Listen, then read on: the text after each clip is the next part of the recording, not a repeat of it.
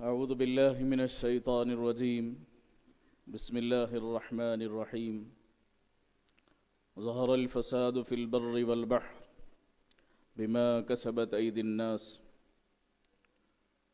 وقال الله تبارك وتعالى في موضع آخر فسوف يأتي الله بقوم يحبهم ويحبونه سبحان ربك رب العزة عما يصفون وسلام على المرسلين والحمد لله رب العالمين اللهم صل على سيدنا محمد وعلى آل سيدنا محمد وبارك وسلم اللهم صل على سيدنا محمد وعلى آل سيدنا محمد وبارك وسلم اللهم صل على سيدنا محمد وعلى آل سيدنا محمد وبارك وسلم. انتہائی احترام، عزت و اکرام کے لائق بزرگوں اور دوستوں، اس وقت ہمارا یہاں جمع ہونا اس عنوان سے ہے کہ نوجوان نسل میں جو برائیاں عام ہو چکی ہیں اس کے ازالے اور اس کے حل کے لیے ہم یہاں جمع ہوئے ہیں. اس کی بہت سی صورتیں ہو سکتی ہے، لیکن جہاں ہمیں بزرگوں نے سبق سکھایا ہے، درس دیا ہے، اور جہاں ہمیں اللہ کے نیک بندوں نے ایک شخصیت کو، ایک انسانیت کو اور پورے انسان کو بنانے کے لیے جو چیز اہم اور ضروری بتائی ہے وہ ہے انسان کا اللہ سے تعلق مضبوط ہونا ہے. جب انسان کا اللہ سے تعلق مضبوط نہیں ہوتا ہے، چاہے انسان جتنی کوشش کر لے مگر انسان کا انسان بننا مشکل ہو جاتا ہے. دنیا میں آنا آسان ہے، انسان کا دنیا میں آنا آسان ہے، مگر انسان کا انسان بننا بڑا مشکل کام ہے. حضرت اقدس تھانوی رحمۃ اللہ علیہ فرمایا کرتے تھے کہ بھائی اگر بزرگ بننا ہو تو فلاں فلاں کے پاس جاؤ، اللہ والا بننا ہو تو فلاں کے پاس جاؤ، مگر انسان بننا ہے تو میرے پاس آؤ. پھر حضرت کی جو اصلاح ہوتی تھی اور حضرت جو اصلاح کیا کرتے تھے اور جو ایک انسان کے اندر برائیاں ہوتی تھی اس کو مٹانے کا جو طریقہ کار تھا عجیب و غریب تھا. ہمارے حضرت فرماتے ہیں کہ ایک انسان کے بدن میں جتنے اعضاء ہیں سب سے انسان کام لیتا ہے. ہاتھ سے بھی کام لیتا ہے، پیر سے بھی کام لیتا ہے، زبان سے بھی کام لیتا ہے، آنکھوں سے بھی کام لیتا ہے. اگر کسی سے کام نہیں لیتا ہے تو وہ اپنے دل سے کام نہیں لیتا ہے، کیونکہ دل سے غافل ہے. دل کس کام کے لیے ہے، اللہ نے کس کے لیے بنایا ہے، اس سے انسان غافل ہی ہے. اسے معلوم نہیں کہ یہ دل کس کے لیے بنایا گیا ہے. ہم نے صرف سوچوں کا گھر بنایا ہے کہ میرا دل بس سوچ کا گھر ہے. افکار آتے رہیں، اس کے اندر خیالات آتے رہیں، اس کے اندر وسوسے آتے رہیں، شیطانی شہوانی نفسانی خیالات آتے رہیں. ہم سمجھ رہے ہیں اسی کے لیے بنایا ہے. نہیں ہے. قلب عبد اللہ عرش اللہ ہے. اللہ کے بندے کا جو دل ہے وہ اللہ کا عرش ہے، بیت اللہ ہے، اللہ کا گھر ہے. یہاں اللہ رہتے ہیں، انسان کے دل میں اللہ رہتے ہیں. اتنی بڑی چیز انسان کو اللہ تعالیٰ نے دی ہے، اور ایک کام دل کا ہے، ایک ہی کام دل کرتا ہے. وہ کیا؟ وہ محبت کرتا ہے، اس کے علاوہ وہ کوئی کام نہیں کرتا ہے. اس کا کام ہی ہے محبت کرنا.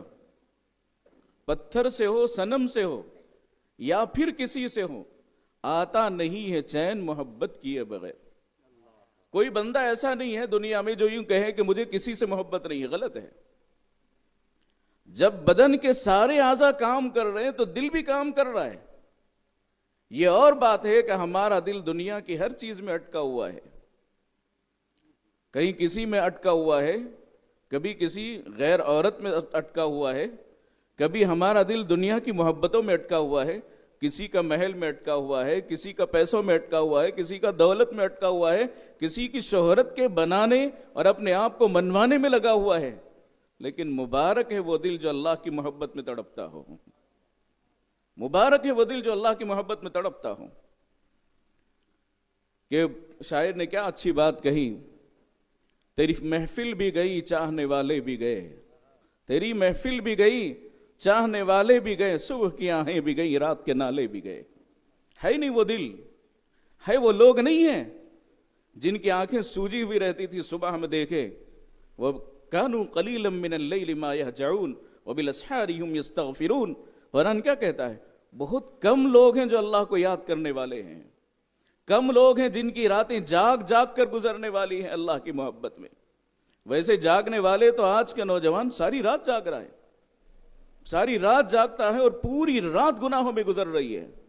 کتنی افسوس کی بات ہے جو 5 وقت کا نمازی ہے، 5 وقت پابندی سے پڑھنے والا ہے، اور عجیب بات یہ ہے کہ ایسے کچھ بندے بھی ہیں جن کی تہجد تک چھوٹتی نہیں ہے اور تہجد بھی قضا نہیں ہوتی ہے، اور الحمدللہ کبھی کبھی تسبیح کے دانے بھی گھما لیا کرتے ہیں۔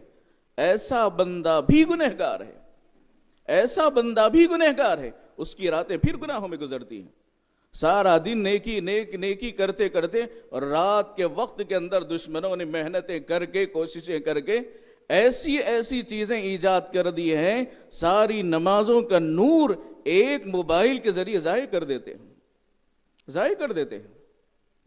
لیکن ہم سمجھتے ہیں کہ آج کے اس دور کے اندر نیک بننا، اللہ کا نیک بندہ بننا بڑا مشکل کام ہے، لیکن ایسی بات نہیں ہے، ایسا نہیں ہے۔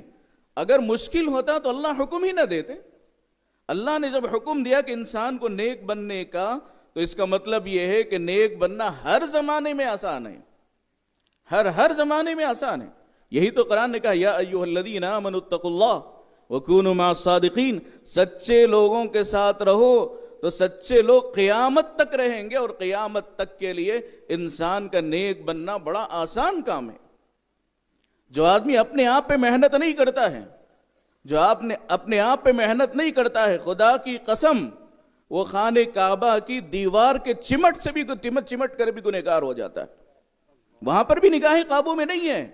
ساری دنیا سمجھتی ہے نیکی کا کام کر رہا ہے، لیکن اس کی نگاہیں بے قابو ہونے کی وجہ سے حرم میں جا کر، اللہ کے گھر میں جا کر، جہاں جہاں کے فرش پر نبیوں کے پیر لگے ہیں، جہاں نبی الانبیاء سید الاولین والآخرین کے قدم مبارک لگے ہوں، صحابہ کرام کے قدم لگے ہوں، ایسی جگہ جا کر بھی جہاں ایک گنہگار انسان کی گناہوں کے آنسو نکلنے چاہیے، اور جس کا دل سرشار ہو کر اور اپنا سر سجدے میں سر رکھ کر اللہ کے سامنے زار و قطار رونے کی جگہ ہے، مگر وہاں جا کے بھی گنہگار ہے۔ لیکن جو بندہ اپنے آپ پہ محنت کرتا ہے اور اللہ کے نیک بندوں کے ساتھ رہ کر نیک بننے کی کوشش کرتا ہے، خدا کی قسم آج کے اس گئے گزرے دور کے اندر بھی 7 پردوں میں رہ کر نہیں، 7 دروازوں کے اندر بند رہ کر بھی انشاءاللہ وہ گناہ سے محفوظ رہے گا۔